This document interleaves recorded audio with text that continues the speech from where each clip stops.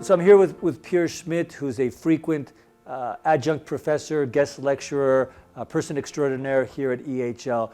Piers, give our audience and the students here just a 2 or 3 minute background on yourself. You know, you did not start out as a hospitality or hotel expert, but you've fallen into this industry, and from what I know about you, you've fallen in love with the industry. So tell us about yourself a little bit, and why have you become such an expert in the hospitality business? Yeah, I graduated from a university with a degree in English, which kind of sets you up for precisely nothing in life. But I could write, and through a sort of tortuous path, I ended up in the world's largest PR company as my first job, and found myself trying to write the narrative for big corporate brands, and was astonished that they had to employ external agencies to do this. They didn't seem to know who they were. They had no concrete sense of their own identity, or if they had a sense of it, they were unable at least to articulate it. So this got me into a field that was very nascent in those days. We're talking 30 years ago, called branding. And I joined what was at the time the world's largest brand consulting firm called Interbrand, and cut my teeth on some big global financial services companies, and learned, if you like, the tools of the trade. And I was very lucky, and it was purely luck really, to work on the pitch team for the British Airways rebranding of the mid-90s. And it was a phenomenal company, worth £5 or £6 billion. It was top of the industry in terms of innovation and service. And really found a perfect marriage between service, experience, travel and tourism. Who doesn't like to travel? Who doesn't like to visit different places? And what's more, who doesn't like to do that courtesy of British Airways in first class or business class? And at a relatively young age, I got to enjoy that. But I think my key learning from working with them for nearly 5 years was the role of the people in delivering the promise. We did some cool stuff with product innovation. We put the first flying beds into business class and then stretched that through to business class. Sorry, first class, stretched it through to business. But ultimately we failed to remobilize the 24,000 people that wore a BA uniform, 12 of them on the ground, 12,000 in the air. We didn't get them to live the brand. We didn't get them to take ownership of the responsibility of delivering that promise. But it was a lesson I took to heart. A few years later, I founded my own brand consulting firm, having left Interbrand. And within a few years, one of our clients who approached us was Sol Kerzner, famous South African billionaire hospitality entrepreneur. He had a maverick, renegade approach to hospitality and had a number of branding issues that he needed to solve. And working with his management team, I thought, wow, now I found the people that take what I do and actually operationalize it. There was a skill to what became One and Only's capability to take brand promise and strategy and actually turn it into a meaningful guest experience, turn the promise into a performance that was very gratifying. I'd worked with big banks who really didn't give a damn. They wanted the kind of the packaging layer, but really what was underneath, kind of, it's not your business. But with Kerzner and his management team, they said, no, show us how and what more can we do? And I thought, wow, this is rewarding. We can come up with a concept and guests turn up at the hotels and they get it, and some. Right. They actually added some. So we did a pretty remarkable job, introducing One and Only to the world, and the industry being fairly insular and interested in who else is doing what. That created for me a bit of a reputation. So we ended up working with Giorgio Armani, with the Brunei Investment Agency to create the Dorchester collection, with Belmond, and a whole sequence of wonderful clients in a wonderful industry. So it's been 20 years to the year since my firm, Luxury Branding, started, and I would guess perhaps 60-70% of our fee income in any given year derives from hospitality or hospitality-related clients, and long may it continue. 60 or 70% of your business is coming from hospitality. Is our industry more susceptible to the need to change and problems with concepting and branding, or is it just, are all other industries in a similar boat? It is changing, but I would say hospitality is still behind. The understanding of branding and of concepting and of what truly makes an organization distinctive is still behind. I think people still think about product too much. They think if we hire the architect and the right interior designer and build a nice room and it's this size, then we've done the job. They don't understand about really understanding consumer psychographics, understanding the needs, the wants, the motivations of why people travel and why they choose brands, and putting that thinking into the development process. Too often branding is something that happens afterwards. You know, we've created an asset, let's give it to sales and marketing, find a way of selling it. In fact, that process needs to come up front and inform everything that follows. And do you think our industry needs to change more quickly and more often than other industries because of consumer demand and trends and the service and experience, and that it's really an intangible? Or do we just want to assume that things are more difficult for our industry and that's why we struggle more with this? I don't think the industry needs to change more often, but at least needs to change at least as often. Okay. And think about the product innovation cycle. You know, when I first bought a car, it was a Volkswagen Golf, green one, there wasn't a change to the look and ostensibly the performance of that car probably for 7 or 8 years. But now they're facelifted every year. Right. And there are new models and evolutions every 3 years, and there's a major one. Look at our phones. I mean, you know, I get a new iPhone every year, past the one I've got this year to my son, who's very keen to grab it from me. Look at our apps. I mean, every morning there's 20, 30 apps that want to be renewed on my phone. So we live in a culture, in a world where everything is updating the whole time. But hotel business models and feasibilities are still written on the basis of stabilizing at year 7, and you know, we'll do a soft refurb, and it's too slow. Think about our concepts, our F&B concepts. You know, same, you know, revolution cycle. It's too slow. Go down the high street.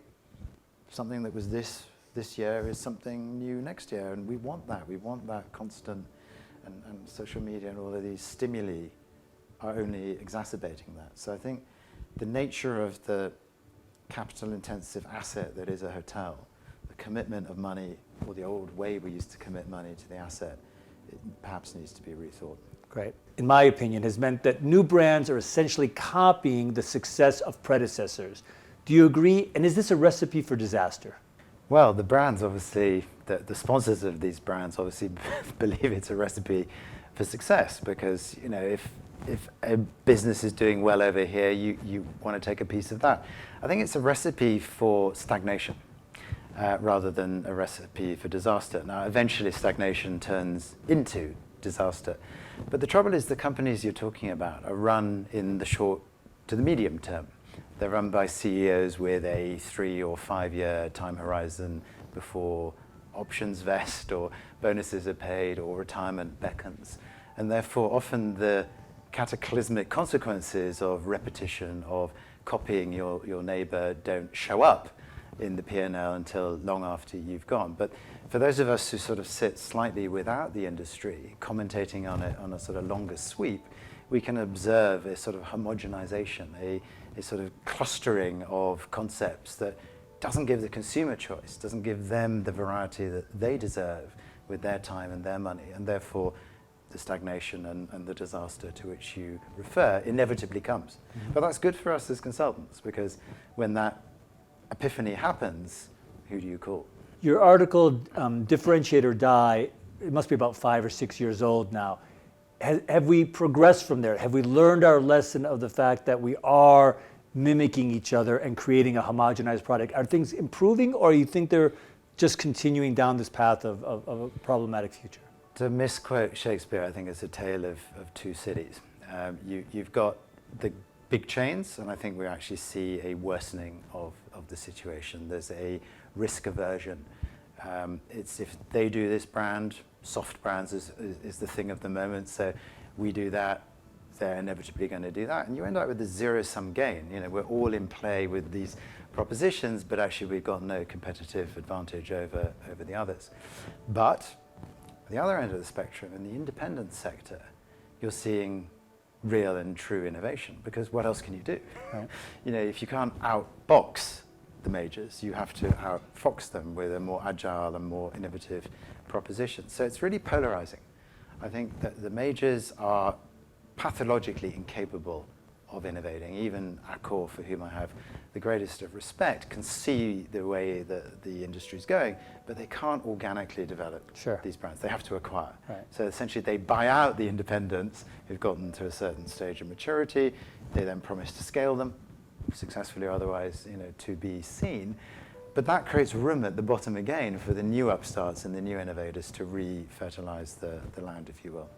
And we've seen that quite a bit. We've seen Marriott, well, they've been doing this for 30 years, finding an interesting concept, buying it, and then growing it. And Accor's been doing this recently. Hyatt, Hilton, IHG, they've all made acquisitions in the last couple of years of some of these upstart brands, et cetera. Have you seen anyone, and you don't have to name anybody if you don't want, do anything interesting with any of those concepts and take it to the next level and really bring improvement? Or is it just about growth and size that they can contribute? The honest answer, sadly, is no. I don't think there's a single instance yet where you could say a platform was purchased by a major who brought something new that made that platform better than when it was acquired. Often they make it bigger, but these boutique brand propositions have their beauty when they're of a certain size. And once, and there's debates about what that size is, I think it's different for different brands, but once you get beyond a certain size, scale and the pursuit of growth becomes more important than the quality of that growth. So I think the jury is out on some of the more recent acquisitions. I think about IHG's acquisition of Six Senses, for example, a brand I love and have huge affection for its leadership team. But have they sold out in common parlance, or have they done a really smart deal to a smart acquirer who's learned the lessons of some of the previous misacquisitions? I mean, I think there's been an interesting Harvard Business Review study at some point about the value destruction of acquisitions as a methodology of growth. Again, in the short term, you've got surplus cash.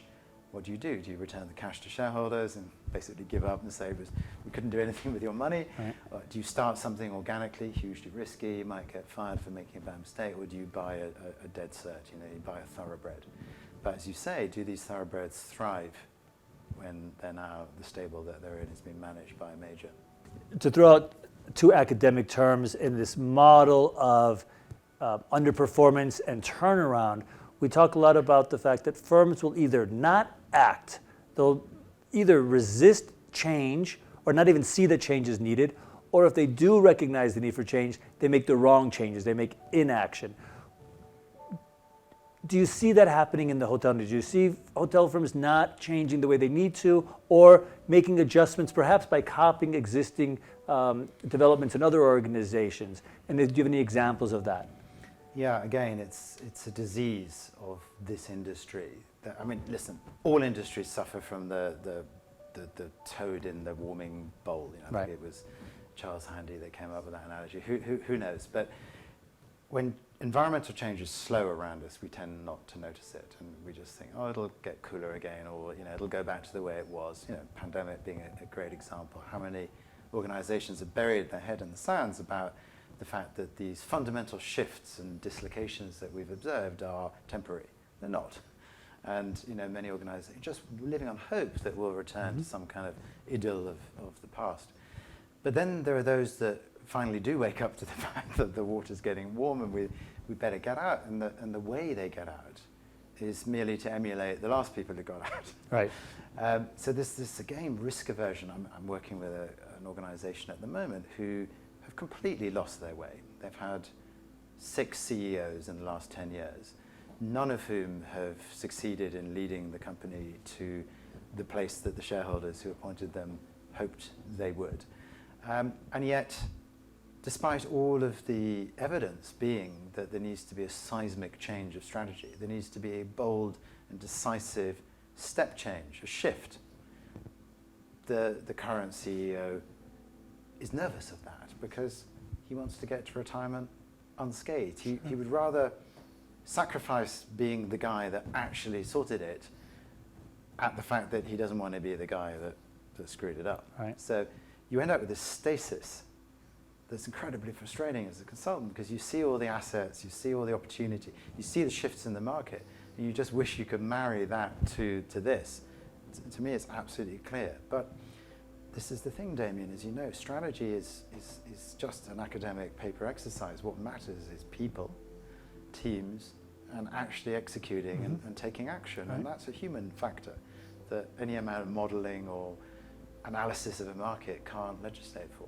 I'm going to follow up on all three major points that I pulled out of that. Let's go back to the first one in terms of the changes in the environment. What is happening out there in the world, or has been, or do you see coming in terms of trends and changes that will be necessary for hotel companies to adapt to, either existing firms that need to adapt or for the upstarts that are going to be recognizing that they're going to adapt to? Give me some examples that are on your. The single biggest one is the shift away from conventional business travel. You know, I was listening to Bazin talking at an event in London recently, and he was saying for sure 20% of that corporate business will never return. So those rooms will lie empty.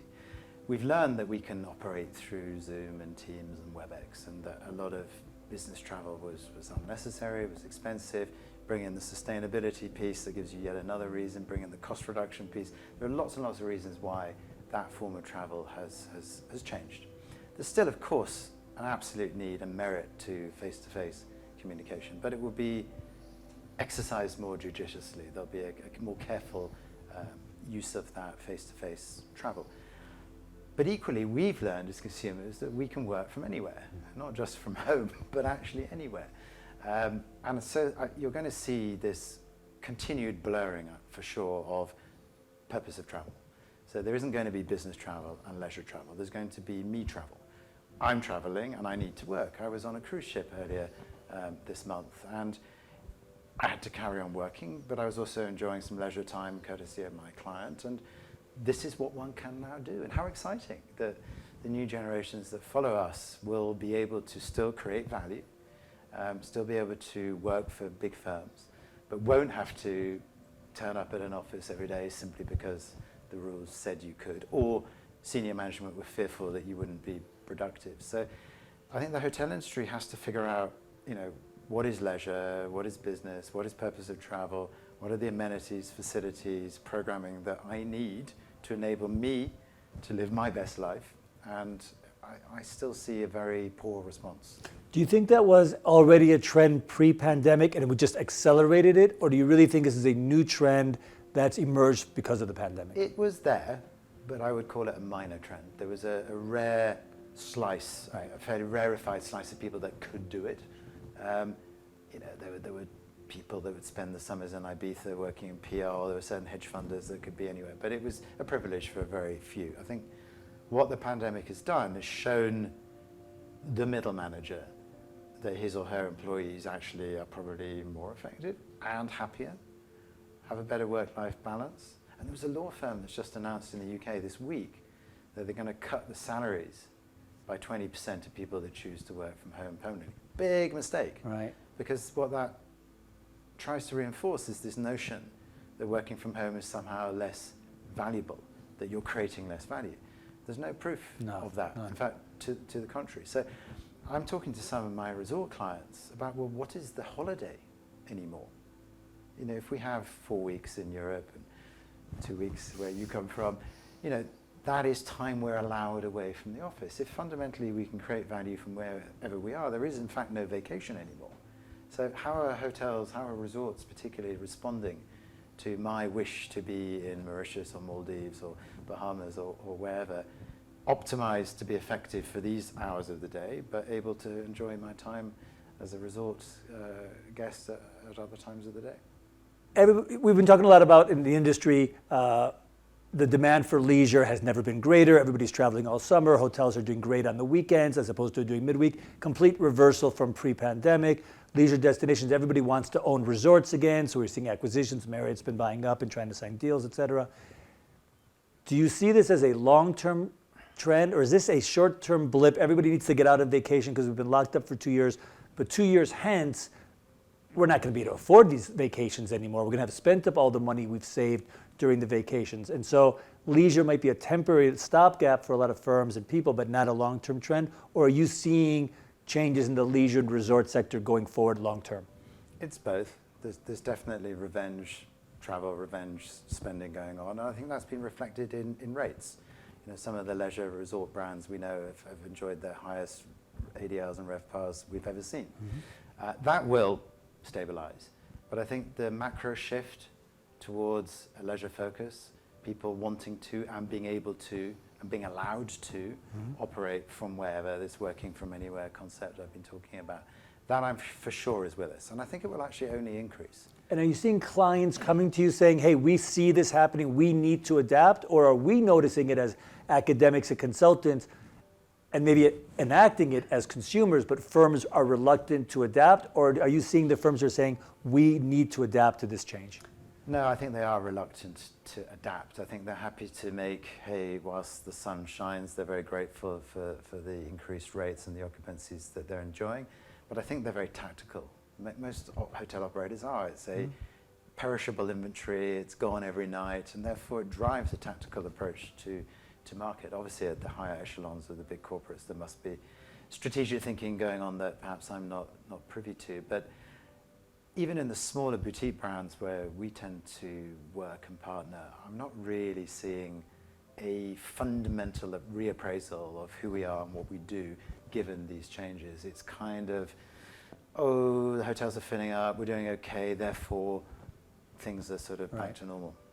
And that's what we talk about in this model of underperformance and turnaround is we may be blind to what's happening, or we actually may see what's happening, which is what we were talking about just now, but then we don't know how to act. We either don't act or we act inappropriately. And this is what I've been noticing in my research and in the last couple of years is we're noticing the trends. We know these changes are coming. We're not blind to them, but we just don't have. And we even may have the financial resources to adapt, but we lack either the courage or the ideas or the commitment to do it. And so I think when we sit down in 5 years and have a discussion about the last 5 years, we're probably going to come back to this video and say, look, they didn't adapt. They couldn't find a way to do it. And there will be exceptions, and those will be the upstarts or the more innovative companies, but maybe not the big brands. I think it's the playbook. If you're in senior management and you've been hired to be a CEO or head of strategy or CMO or whatever role it is, think about it. The reason you get hired is because you know what to do. That's the premise of hiring people, is they've got experience. They've got directly relevant experience. But there is no playbook for what is ahead of us. Therefore, the experience is redundant. But who wants to admit that their experience is redundant? So as much as I try to coach senior leadership, that we're in virgin territory here. And that's a privilege. Sure. You are unencumbered. You are not hindered by the playbook. But they're terrified. And it's like, even with our experience and our track record, you say, just trust us.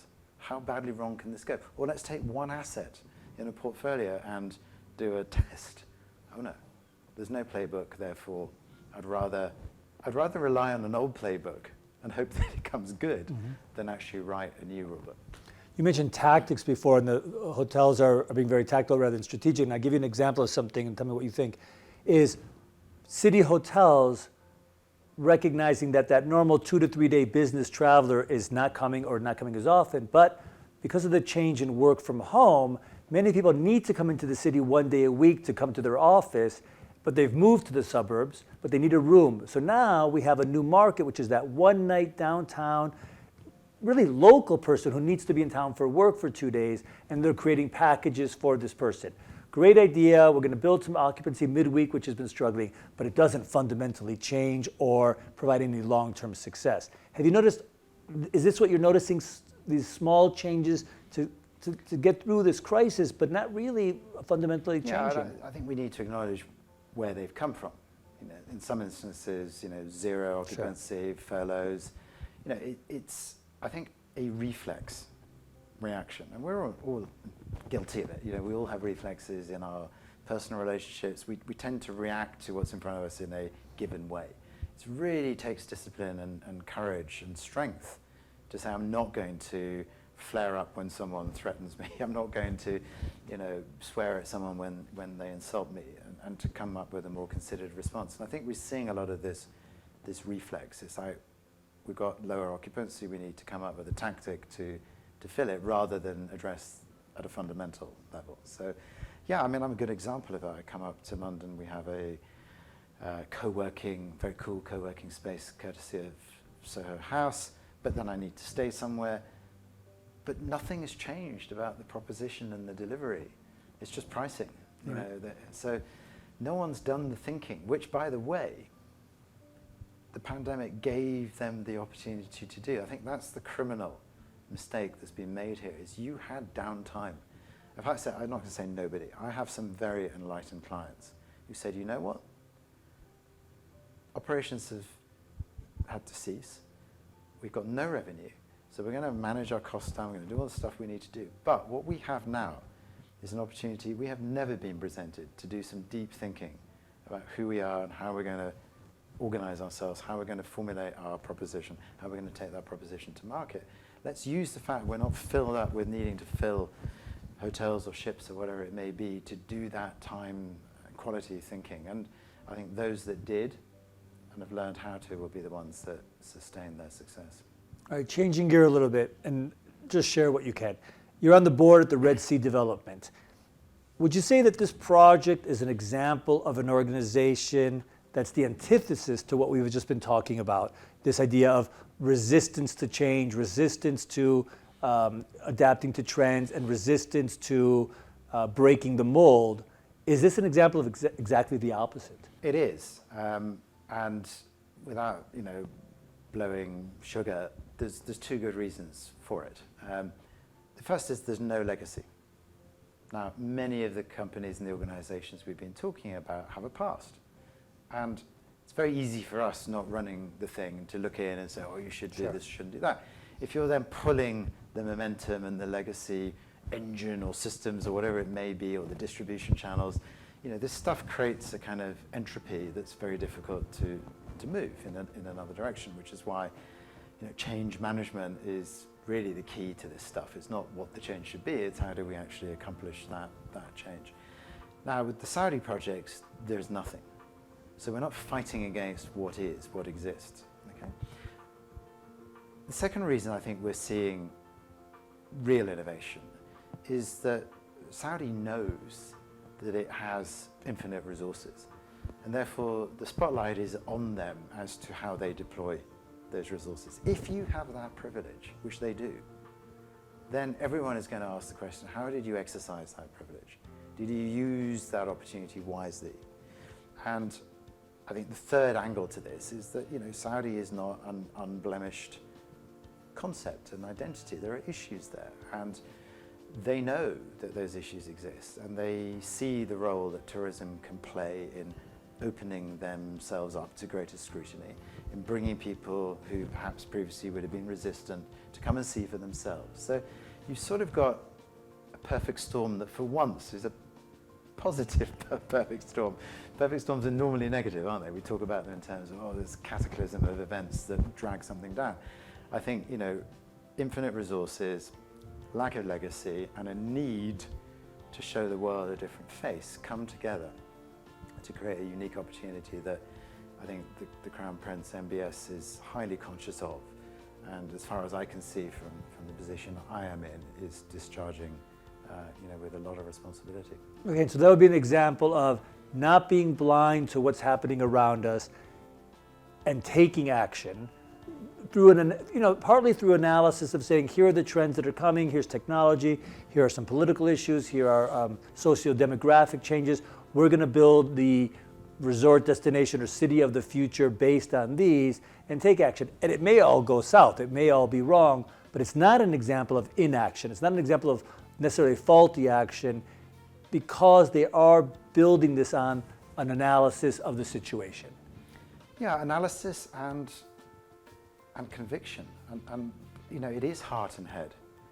Part of it is analysis. All the top global consulting firms are in there doing that analytical, linear, quant piece. Mm-hmm.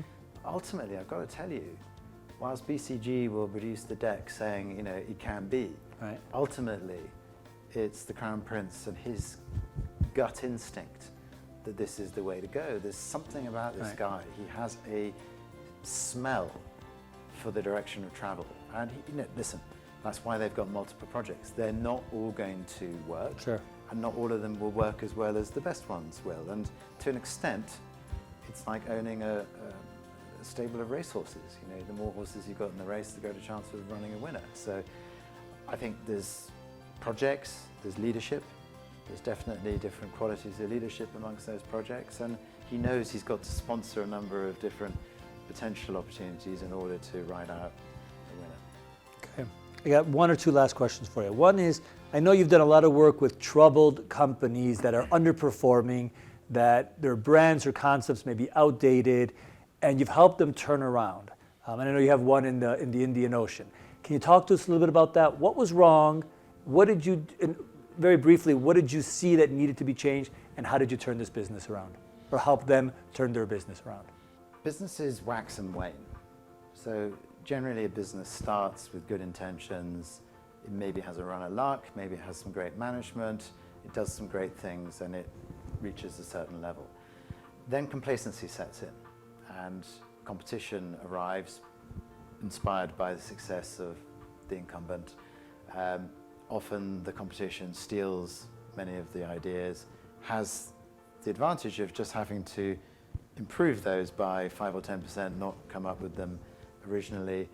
Maybe they do improve them, sometimes they do, sometimes they don't, but what they do is they muddy the waters. There's now more people doing more or less the same, so the distinctivity of the original is diluted.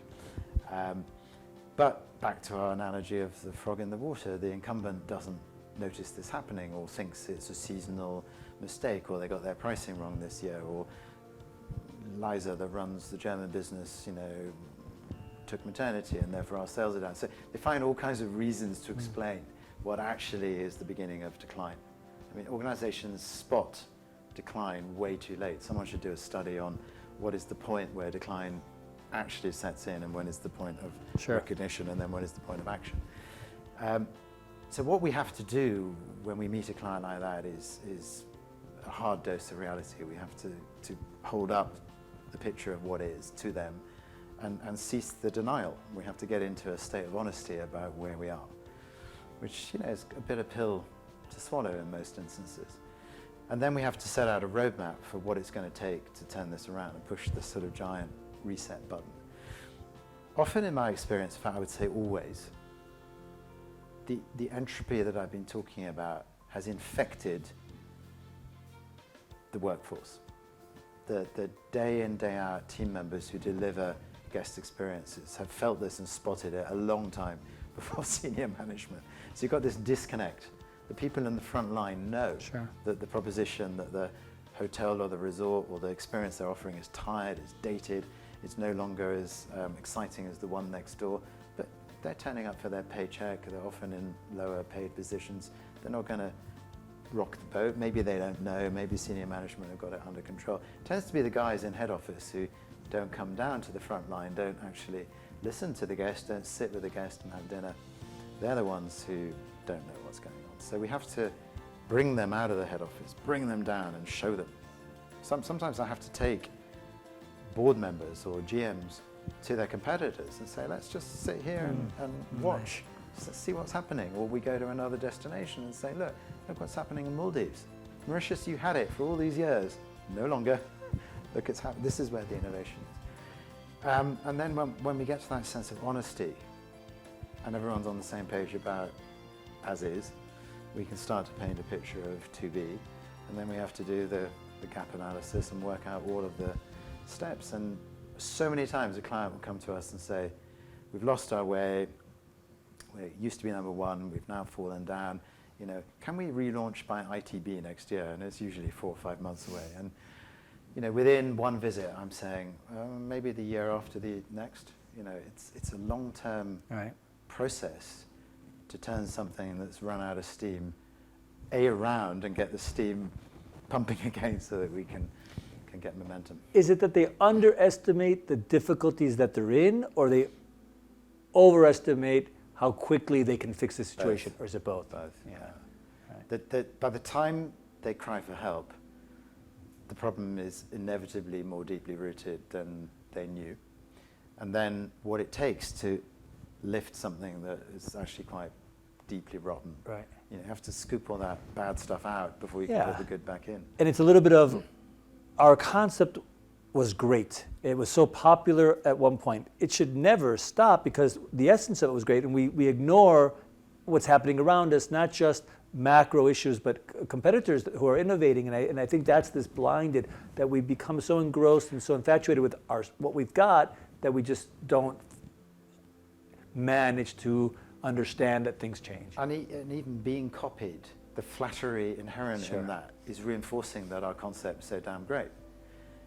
You know, what great innovators, and the case that everyone uses outside our industry is Apple, is they don't care that there's 1,000 tablet imitators. Right. Because you're on to the next thing. Right. It's called a watch. Now, are we at a point with Apple where there isn't a next thing, and therefore we're going to end up in a price competition? But what you need to be able to do is say, we are the people that come up with concepts, not that concept is the end. You know, if people come and our differentiation is diluted, then we don't care, because we have the inbuilt capacity to generate the next one. So let us be always the leaders and not worry about people stealing our clothes. Yeah, this is like Richard Devaney, who wrote in, I think in 1992, Hyper Competition, and basically the only sustainable competitive advantage is the ability to create the next competitive advantage. And I think our industry has been very reluctant to adopt that. And that's what we try to teach our clients, is not just here are your innovations, but how do you innovate? How do you build a competence and a culture whereby you have that muscle? And it is a muscle. You know, if you don't exercise, your muscle atrophies. If you work it, I'm told, it grows and gets stronger. And that's organizationally what leaders need to do now. Okay. But there's few people in the world that have that, and we don't reward those people enough, and we don't celebrate them and create a culture where they can thrive. Hey, Piers, this has been a great hour or so for me. I wanted to just point out one thing. I came prepared with about 6 questions. I got through one of the questions, and everything else was just follow-up questions, because what you've said is just so much more interesting than what I had previewed for us. So thanks so much for sharing this. As you know, the class is really about managing underperforming properties, and it's really about why firms fall into the problems of inaction, faulty action, and inability to recognize that change is necessary. And our industry is clearly a victim of this, and you provide a lot of solutions for firms on this. So this is going to be very valuable for all our students. So thank you very much for that. It's been a pleasure. Thank you. Thank you.